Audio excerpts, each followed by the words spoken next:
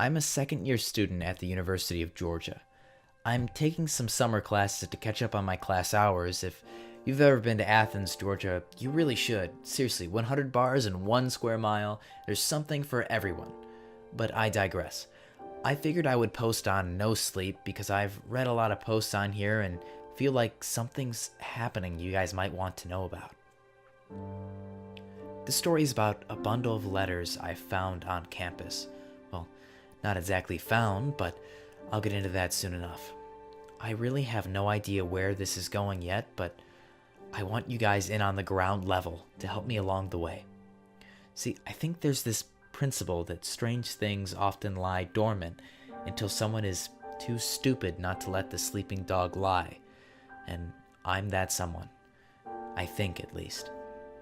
Tell me I'm crazy if you want. I hope I'm just being paranoid, but if I'm not... Well, before I talk about the letters, let me explain the context.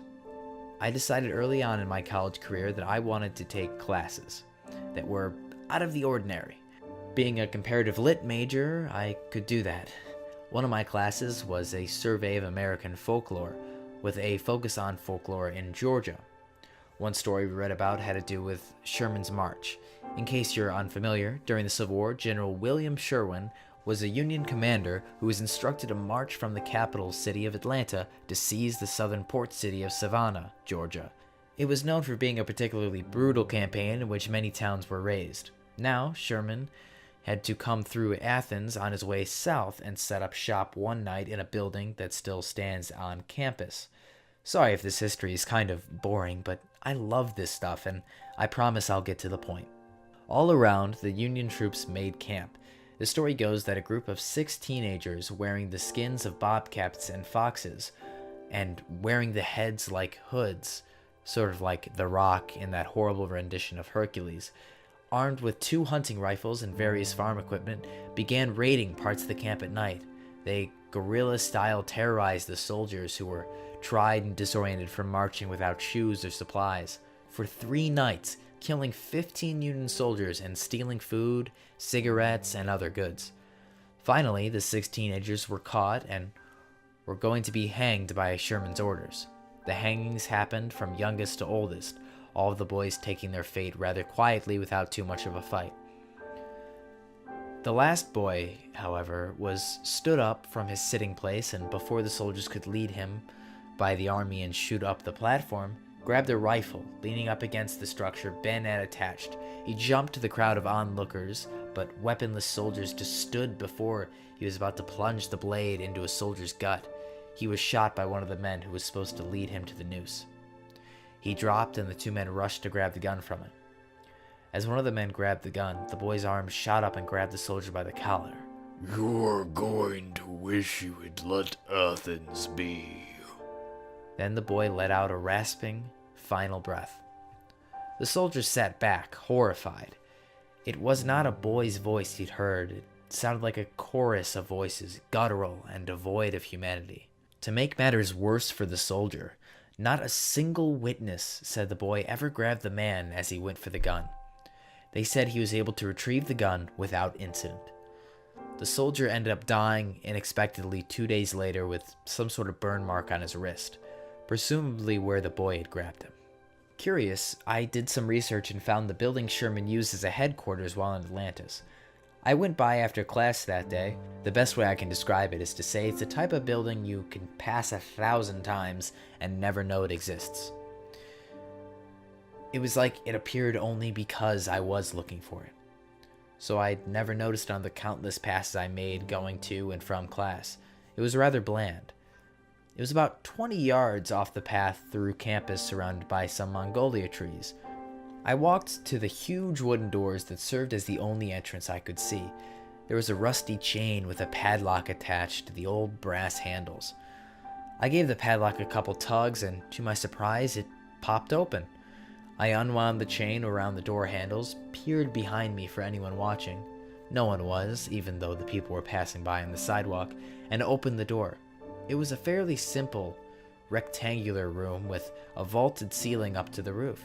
It was like an old chapel. There were several rows of piers facing the blank white wall opposite the door. There was no air conditioning, but with all the trees surrounding the building, it was unnaturally cool. I took 5 steps in, scanning the pews for nothing in particular, and froze. On the very left end of the third pew sat a woman who had long black hair and gray streaks that flowed over the back of the pew. After about 10 seconds, she said, come in, and now the initial shock of seeing the woman in the room wore off, and I played football for the school my freshman year, so I figured I could hold my own. Plus, it was 2 p.m. in the middle of broad daylight, so I really didn't have much to worry about. I was still a little weirded out, though, a building I've passed countless times and haven't seen, chained up door handles that somehow got through, and then re-chained up. I wasn't terrified to leave, but let's say I was nervous. I took a few more tensive steps forward and said, I'm sorry to have disturbed you. I've researched this building and thought I would check it out. She simply said, no bother, come sit a while. Something else disturbed me, but I continued to walk forward. I was a little freaked out by the fact she continued to stare straight ahead at the blank wall, never bothering to turn around when speaking to me. However, when I went to the second row and sat down, we looked at each other. She had a pleasant enough face, looking to be in her early 70s at most. She wasn't exactly broad, but wasn't exactly skinny either. She seemed friendly in the sort of the way you can just tell about a person. Or so we think we can tell. Hello, ma'am. I'm Ben, I said humbly. I'm Martha. Are you a student? She replied softly. I am. This is my second year here. Are you? I asked with a charming smile. Oh, you're good, but I think I'm a bit older than that. I'm a professor, she replied. Oh, very cool. What do you teach? She said that she was with the Franklin College of Arts and Sciences. Now, this was a very odd response to me because there were multiple colleges at the university, such as the business school, engineering, education, etc. They each had multiple focuses and majors, so this was not a very specific answer, and the vagueness caught me a bit off guard. However, I've always been taught to be respectful, so I didn't want to pry.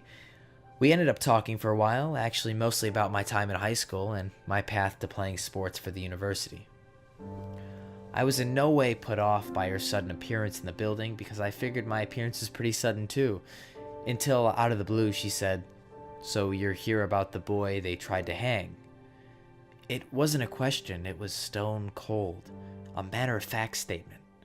I was taken aback and kind of let my jaw hang while I tried to process the proper response. She continued before I could say anything. "You're early, that's good for you. The early ones always make it far. You seem strong, physically, I mean, and that's also good.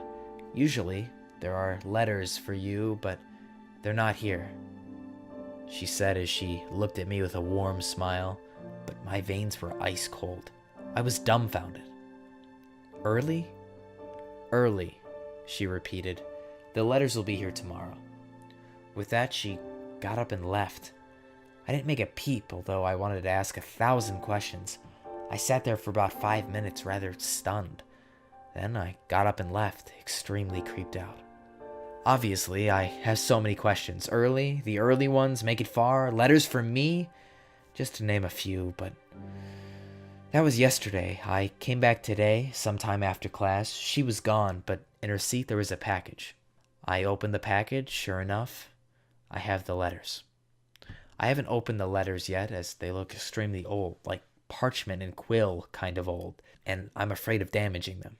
I'll transcribe the letters if everyone would like, but I want to get them copied first, or laminated. Maybe you guys could help me figure this all out. There aren't too many people here on campus since it's summer. I would love your feedback.